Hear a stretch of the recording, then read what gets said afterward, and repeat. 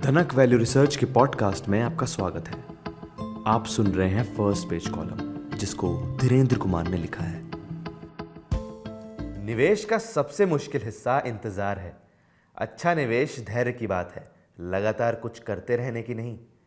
Charlie Munger की कही एक बात अक्सर सोशल मीडिया पर शेयर की जाती है। बड़ा पैसा खरीदने और बेचने में नहीं, बल्कि इंतजार करने में है। ये गहरी बात है जो निवेश की एक ज़रूरी सच्चाई को पूरी तरह दिखाती है। हालांकि लगता है कि उनकी कही गई ऐसी कई बातों की तरह मंगर की इस बात को भी सरल बना दिया गया है। कैलिफोर्निया यूनिवर्सिटी सेंटा बारबरा में 2004 में दिए गए एक भाषण का मूल कथन था, ये इंतज़ार ही है जो निवेशक के तौर पर आपकी मदद करता है, और बहुत से लोग बस इंतज़ार ही नहीं कर सकते। उनकी इस बात को उसके मूल स्वरूप में याद रखना शायद ज़्यादा मुश्किल हो, लेकिन इस तरह ये ज़्यादा गहराई से समझने वाली बात है। मंगर सिर्फ इंतज़ार करने की बात नहीं कर रहे थे, वे हमारी इंतज़ार ना कर पाने के बारे में भी बात कर रहे थे। ये अंतर काफ़ी अहम है, क्योंकि ये उन मूलभूत चुनौतियों में से एक की ओर इशारा करता है जिसका सामना सभी निवेशक करते हैं। अपने निवेश के साथ कुछ करने की लगातार इच्छा। हम तत्काल संतुष्टि पाने वाले दौर में रहते हैं। हमारे फ़ोन हर कुछ मिनटों में जानकारियों से गूंजने लगते हैं। हम जो चाहें ऑर्डर कर सकते हैं और कुछ ही घंटों में डिलीवर हो सकते हैं। और हम स्क्रीन पर बस कुछ टैप करके पैसे ट्रांसफ़र कर सकते हैं या स्टॉक ट्रेडिंग कर सकते हैं। लगातार की जा रही गतिविधि और तत्काल प्रतिक्रिया के इस माहौल ने निवेश के बारे में एक अजीबोगरीब धारणा बनाई है कि निवेश में सफलता के लिए निरंतर गतिविधि की भी ज़रूरत होती है। सच इससे ज़्यादा दूर कुछ नहीं हो सकता। असलियत यह है कि अच्छा निवेश तकनीक से ज़्यादा स्वभाव पर निर्भर करता है। ये मार्केट साइकिल, आर्थिक अनिश्चितताओं और तत्काल कार्रवाई की मांग करने वाली तत्काल खबरों के अंतहीन परेड के दौरान अपने निवेश के साथ बने रहने के लिए भावनात्मक अनुशासन के बारे में है। एक आसान सी मिसाल लेते हैं।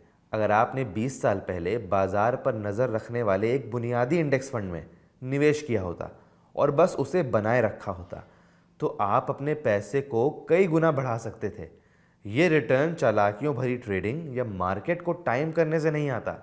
ये 2 दशकों में भारत की आर्थिक ग्रोथ में भागीदारी करने से आता है।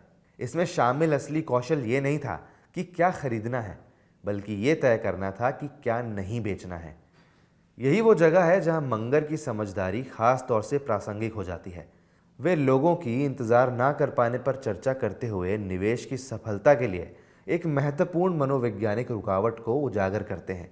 ये बात इंतज़ार करते हुए केवल समय बिताने के बारे में नहीं है, ये आपके निवेश विकल्पों में दृढ़ विश्वास बनाए रखने के बारे में है।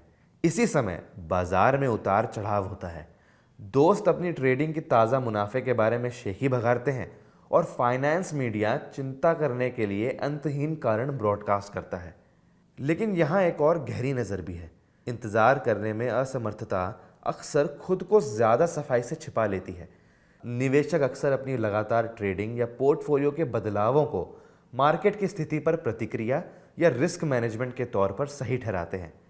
असल में इनमें से ज़्यादातर गतिविधियां उतावलेपन के महंगे रूप हैं।